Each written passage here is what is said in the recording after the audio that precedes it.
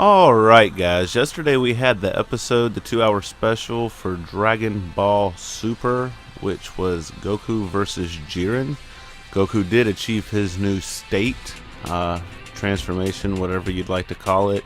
And I've seen a lot of stuff ever since the episode aired, and people are now speculating, well, if Goku couldn't beat Jiren, who can? Who's going to be able to beat Jiren? Who can do this? Who can do that? Is Goku out of the fight? Will he transform again? Blah, blah, blah. But one thing that I think that people are failing to remember is that the rules of the tournament itself has a time limit. The pillar in the middle of the arena actually falls. There's 25 minutes left in the tournament at this point. I think a lot of people take the notion of there has to be, or they have this idea that there has to be, everybody else gets eliminated and it's going to be down to two people like the normal tournaments that we see in like Dragon Ball and other animes, and that, you know, everybody else gonna have to be disqualified to get down to two people, and the winner of that would be what they would consider the winner of the tournament.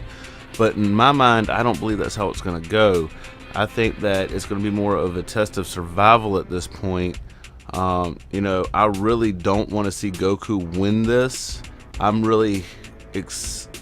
I'm personally more on leaning towards the idea of like Frieza and Gohan teaming up or being the last two from Universe 7.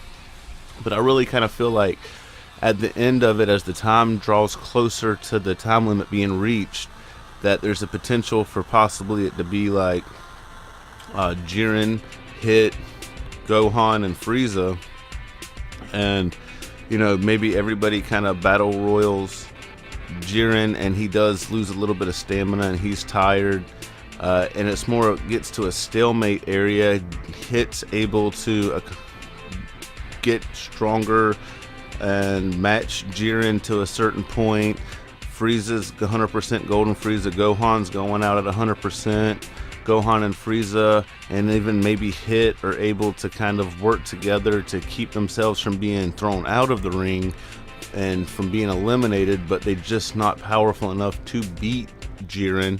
And then maybe the time runs out, and maybe the way that Universe 7 wins is because they have two fighters still left on the stage, opposed to two other universes that might only have one, or something of that nature. I don't think that people have given too much credit to the fact that this is a timed event. You know, I might be totally wrong. I'm not above saying that it's true, but, you know, when you hear people talk about how this goes, it's kind of like they assume that there has to be one person standing at the end of this tournament for it to be valid.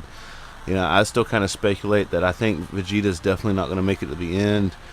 You know, I'm kind of hoping in my head that maybe Vegeta does something like sacrifices himself to help Kaba. And maybe that leads into, after this tournament, like us getting to finally see him go to Universe 6 and visit the Saiyan planet with Kaba and exploring the new Saiyans and stuff, because they are protecting those characters pretty strongly in this series as of right now. And I'm very interested to see where that can actually lead to going forward.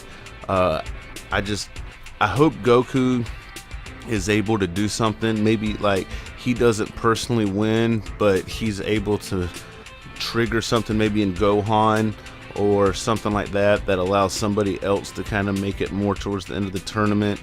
You know, we've had with the Spirit Bomb now with Jiren and Goku, we've had kind of a throwback to the Frieza fight.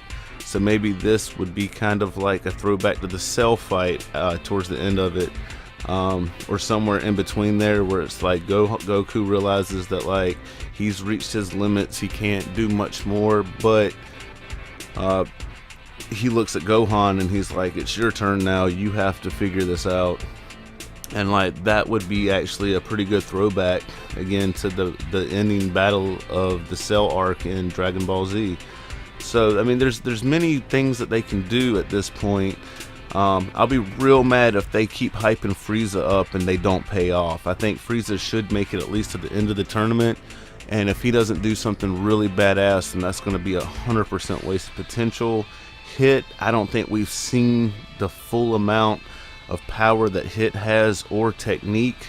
I think that Hit's gonna surprise us whenever he fights Jiren, possibly even next week. I think that everybody's sleeping on Hit, and that he is gonna come out and show everybody that he's not somebody to take lightly as well, and he can actually scale his power according to who he's fighting.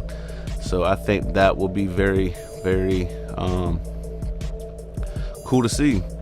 But I'm gonna go ahead and end this video here. I just wanted to get that out there. Like I said, I don't think this is gonna end up being a one-on-one or one person standing at the end of it, even Jiren. I think there are gonna be other people there. And I think it's going to kind of turn out to be a time limit thing. I think that gimmick's going to be helpful. It's going to help the writers, but then if they decide to keep going with Super after this arc, that they can still keep some of the universes there with some of these characters. You know, Hit and Jiren can still both be a rival to Goku, and we'll just see what happens. Hope you enjoyed this video. If you did, please like, subscribe, share. If you didn't, leave a thumbs down. Let me know why you didn't like it. Let me know in the comments what you think about this idea, or what your viewpoints going forward from what we saw yesterday are, and I'll catch you in the next one. Have a good one.